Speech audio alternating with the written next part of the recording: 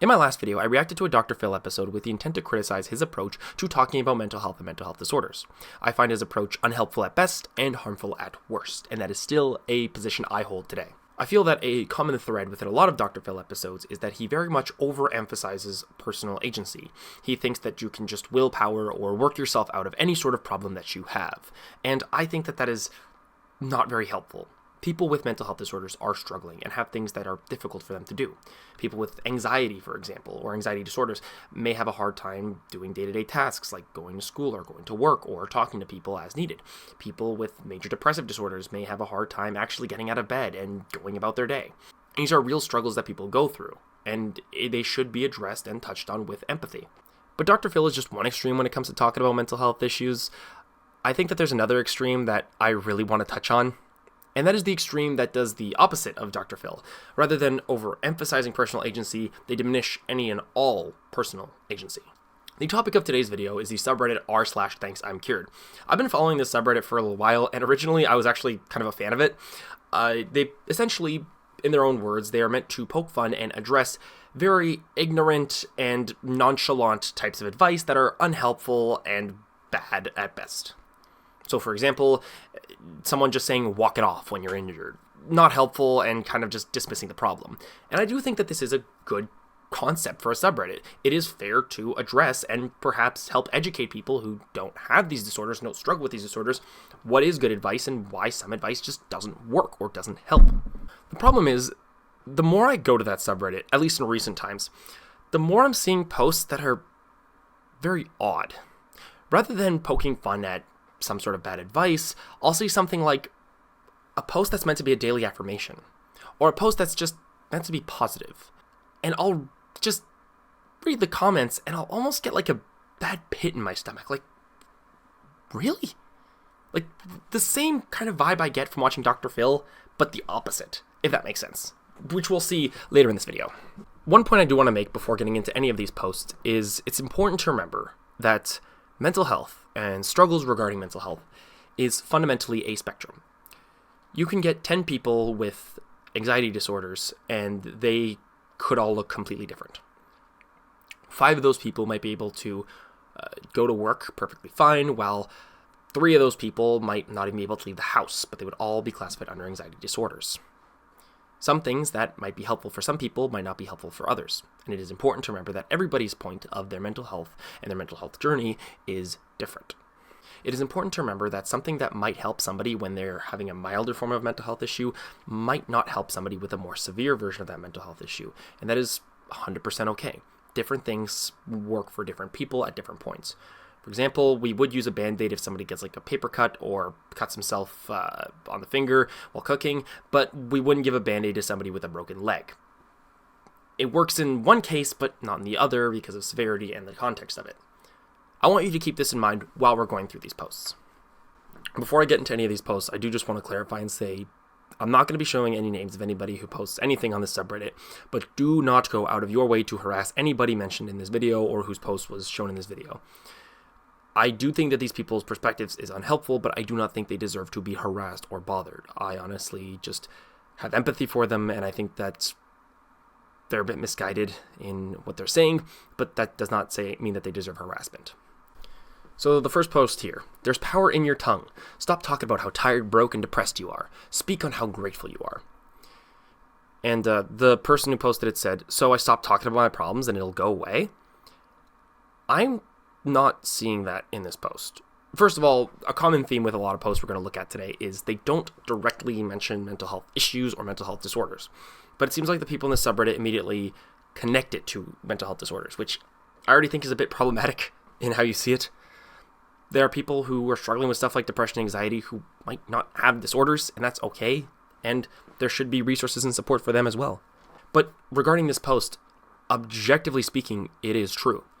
Our brains are very lazy, and it likes repetition and will do whatever takes the least amount of energy. If it notices a pattern, it will just repeat that pattern automatically. Kind of like breathing is automatic. If you're constantly thinking thoughts that are negative, harmful, and depressing, you're going to be more depressed. Your brain's just going to go to it automatically. If you take effort and time to develop positive thought patterns and positive automatic thought processes, then it's going to be easier and more helpful. It's kind of like going to the gym. If you start lifting smaller weights, eventually you'll be able to lift the bigger and bigger and bigger weights, and it'll become like nothing. It's not easy, but it is definitely helpful. And gratitude is something that is helpful if you're feeling very depressed. All else being equal, if you talk about how grateful you are and do some gratitude journaling, it can be helpful. Am I saying that it's going to cure major depressive disorder? Absolutely not. I don't think that gratitude alone can cure major depressive disorder, depending on the circumstance. But let's say somebody's just having maybe a bad week. Maybe they're really tired and they haven't talked to their friends in a little while and they're just overall not feeling great. If they take some time, maybe talk about what they're grateful for, that kind of thing, they would likely feel better than if they didn't do it.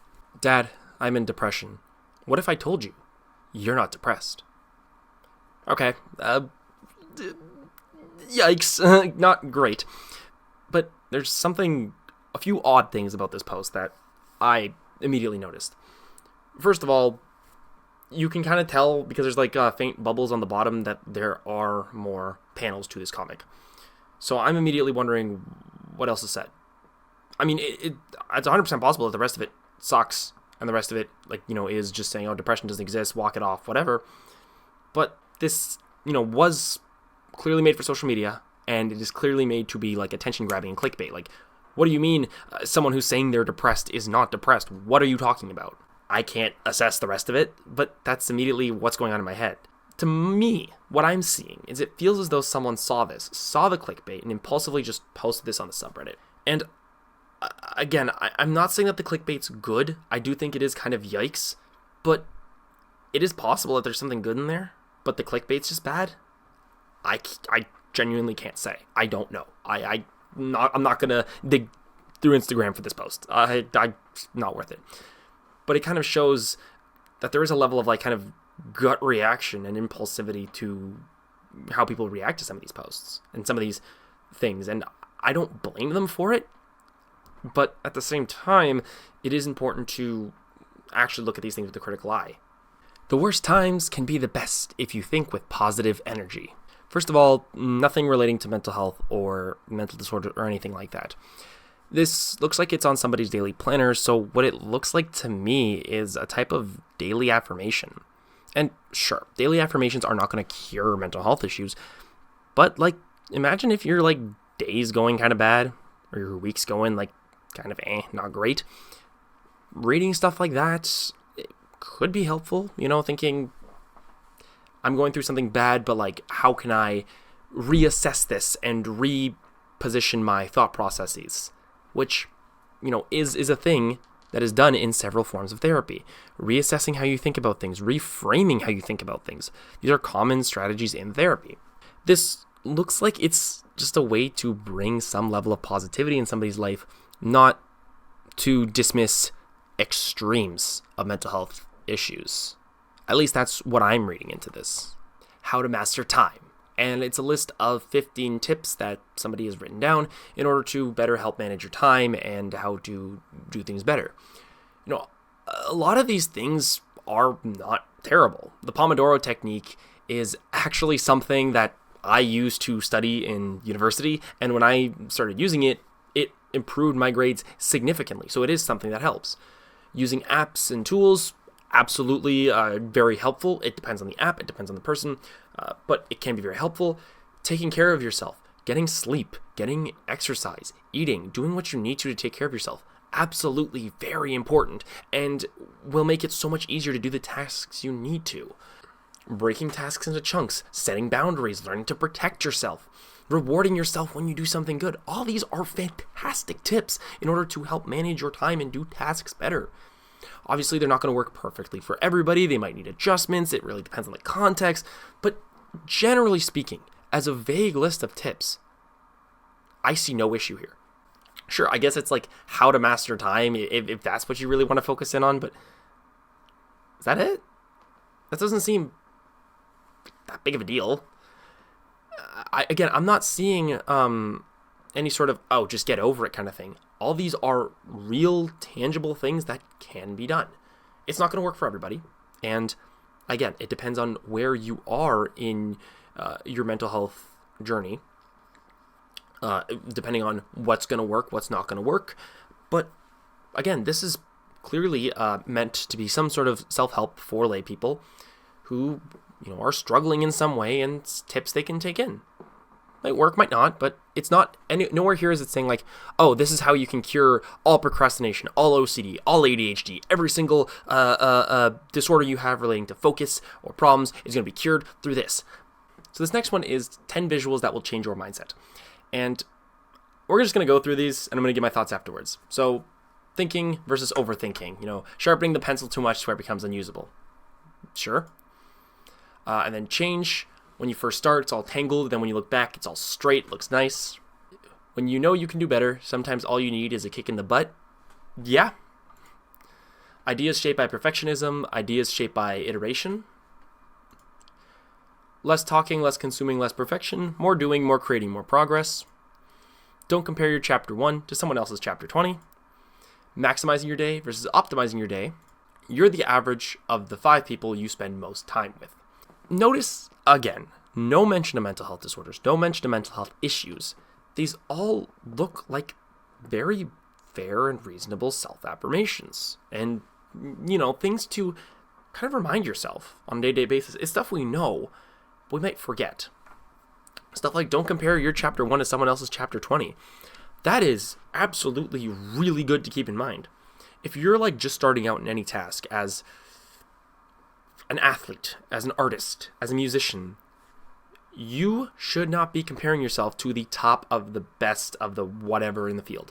If I start learning to play music today, I shouldn't compare myself to Beethoven. I shouldn't compare myself to the best musicians who've been practicing their whole lives, because I'm gonna look, not as good compared to them.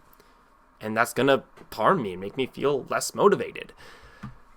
Optimizing your day, saving some space for stuff like caring for yourself and relaxing and things you enjoy doing. These are all really good. It's not always like perfectly possible, but where you can, it's not inherently bad. Ideas shaped by perfectionism. Perfectionism, is the enemy of good work, as they all say. You don't need to be perfect. If you're too perfect, if you're too perfectionist, it can harm your work. You don't need to be perfect. It seems as though these are all meant to be very, safe self-help affirmation posts on wherever this was posted. I think it like Instagram or something. And again, I see no problem with these. If you're somebody who maybe is just scrolling Instagram before work and you see these, I could definitely see these reminders being helpful. If you're somebody who's like, oh, I need to do this task perfectly, and then you kind of see this, you might take a step back and think, okay, perfectionism isn't going to help. It's stuff It's stuff that's very uncontroversial, but the reminder can be helpful. It's not saying any of this is easy. It's not saying that overthinking is going to be, fixed like that. It's not targeted at anybody with any mental health disorders, at least not from what I can tell. So I don't see what the point is of this to be on the subreddit. I think my overall point regarding the subreddit has been made pretty clear. A lot of these posts are just very safe self-affirmations that could be helpful to people at one point in their mental health journey, but not helpful at a different point. I'm not saying that everything on the subreddit's bad. There are some posts that are genuinely very dismissive of real issues. Like this one, being broke is hard, becoming rich is hard, choose your hard. It's implying that poor people are just lazy and just need to work harder to become rich. No, most people are born and die in the same social class as their parents, unless you want to argue that 90% of society is just lazy, which, I refuse to believe that. I don't believe that. But a lot of it is just really safe self-affirmation stuff, like a subway sign that says smile. Like, what's harmful about that? What's dismissive about that? Or sometimes it's just genuinely good things to keep in mind when struggling. You can't shame yourself into change. You can only love yourself into evolution. Shaming yourself and being hard on yourself is not productive. But caring for yourself and loving yourself is helpful. It's not easy to do. It is something that takes time and effort into developing. It is helpful. It's hard, but it's helpful. That's the message here. But there was one post that I wanted to touch on in the subreddit. And I saw this post a while ago, and it stuck in my head until now that I had to make this video about it. So This was posted on the subreddit, and it is a comic of a trans woman talking about her gender dysphoria. The dysphoria is pictured as this big monster talking to her, and this is the comic. The monster says, "You're hairy." She replies, "All women have body hair. You don't have curves. That's not dysphoria, it's unrealistic body expectations. All women can struggle through them. You're too tall, so I look extra cute in heels. They were staring because you don't pass. Or maybe they think I'm pretty. No way to know. You should be ashamed. For what, existing? What would the point of that be?" It kind of stuck in my head for a while, and I never knew why. First of all, like I said on the other ones, nothing bad about this one. I actually think the comic's really cute. I think it's really nice. This trans woman talking about how she, processes and copes with the dysphoria that she faces. Nothing harmful about that. She's not saying that dysphoria isn't real, and quite the opposite, actually. She's saying that it is real, just how she works through it. I can only imagine this, like, the discomfort this artist has in talking about their experiences and how they've made progress in their journey, being put on a subreddit about dismissing mental health. She's talking about how she feels that she's gotten to a point where she can overcome these negative thoughts, and it's put on a subreddit where it's essentially, the point of the subreddit is saying, why are you dismissing my struggles? And I could definitely see that leaving a bad taste in your mouth if you're the artist. I don't know her personally, I don't know, so take this with a grain of salt, but I could definitely see it if she kind of felt icky from this being on the subreddit. But I think I kind of realized the fundamental misunderstanding with a lot of these posts. It seems as though a lot of these posts are either really safe corporate type posts or posts from people who have already gone through a mental health journey and have found ways to cope with and work through their own struggles. And they share that in a maybe simplistic, maybe not quite elaborated on way, sure, but it's people just trying to share how they got through their struggles. And the subreddit seems like it's people who are struggling, who I guess almost feel attacked, for lack of a better term, by it. I'm not trying to be mean here. That's genuinely the impression I get from some of these comments. It'll be something safe, something, just generally positive, or even something inspirational, like what this woman's gone through. And it'll be just put under, "You're dismissing my problems." In social psychology, there's a theory called dramaturgy. And it puts forward the idea that the world is a performance. Every social interaction is a performance. We are all performing for people. And we base our interpretations of things on what we see.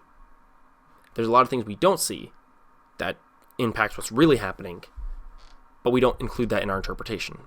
For example, in the book where this is talked about, in Goffman's book where this is talked about, he gives the example of two types of nurses. One nurse where she's going to patients, changing their bandages, changing their IVs, doing what she needs to keep them, clean and safe and all that. And another nurse who just comes up, asks them a few questions, and walks away. The patients are likely going to believe that the first nurse is doing more work, and that the second nurse is cold and dismissive. But the fact of the matter is, the second nurse is also doing work. She's assessing the cognitive abilities of the patients. Are they able to answer questions? Are they able to respond? How are they responding? What's their speech pattern like? How is their body moving while they're responding? These are things you don't see, but it's things being done. So it impacts your interpretation of it. And I think that can very heavily apply here.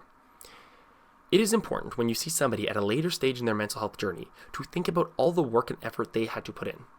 To talk about this woman's comic again, she has found a way to work through and push back against the dysphoria that is more than likely has caused her distress and often does cause trans people distress and pain. We're not seeing in this comic the work, the effort, the hurt that she had to push through to get to this point. So someone likely saw this and thought the message was that it was just easy to brush off these thoughts. But you're not seeing the work that was put in to where she got to a point where she could brush off those thoughts. And it undoubtedly took a lot of work. And I think that is how a lot of these posts should be looked at. Rather than seeing someone say something like, "Don't overthink things," you shouldn't think, "Oh, well, you see that, wouldn't that be great? Wouldn't that be nice and easy?" You should think, how much work has this person gotten to where they can sufficiently stop overthinking? How much effort has this person put in to where, they're able to look at things in a more realistic way? How much effort has a trans woman gone through to cope with her dysphoria effectively? This is all stuff that I want people to think about whenever they see posts like these and think that it's being dismissive. There are people who are genuinely dismissive, but also think, am I being dismissed, or is someone just at a different point in their journey? How much work have they done to get to that point? I want to end this video off with one post that I found on the subreddit that I think perfectly encapsulates my thoughts overall. There's a difference between just do a little yoga and it will cure your depression forever, and going for a run won't solve your problems, but it will make you feel a little better, and that's the first step. But this site seems to treat them as the same thing. Taking care of yourself is still good, even if it won't cure you. Cleaning my room won't cure my anxiety or make me less lonely, but it's a healthier environment to live in. And I think that is a great way to end this video. All these things are steps on a bigger journey. Sometimes you see the end point, and sometimes you're seeing one small step. As this person said, cleaning your room isn't going to cure your depression. It's not going to cure your anxiety, but it's a step. And that's what's important to remember. If you are struggling with a mental health issue, it's not hopeless. You're not a slave to it. It's not all that there is to you. There is hope. There is things you can do. And there are steps that you can take. And I hope that this video is a strong reminder of that and a strong message of that. Again, I don't want any harassment to go to the people on this subreddit. I genuinely hope that if anyone who watches this subreddit or has made any of these posts is watching this video, I have nothing but empathy for them. I can tell that these are people who are struggling on their own mental or physical health journeys and are maybe just at a different point to where these things don't work. And because they don't work, it might hurt. It might be genuinely difficult at times to see people at a better point and just feel in your gut, like, why can't that be me? Not in a jealousy type of way, but in a frustration type of way. Why can't I just stop overthinking? Why can't I just get over those thoughts of dysphoria, of worry? Why can't I just stop being socially anxious? And that's honestly what I see in a lot of these posts. And I genuinely hope that these people are able to take some steps to getting to a point where they want to be. Oh, that got dark. Thank you very much for watching. Leave a like, subscribe, go watch my Dr. Phil video. Take care.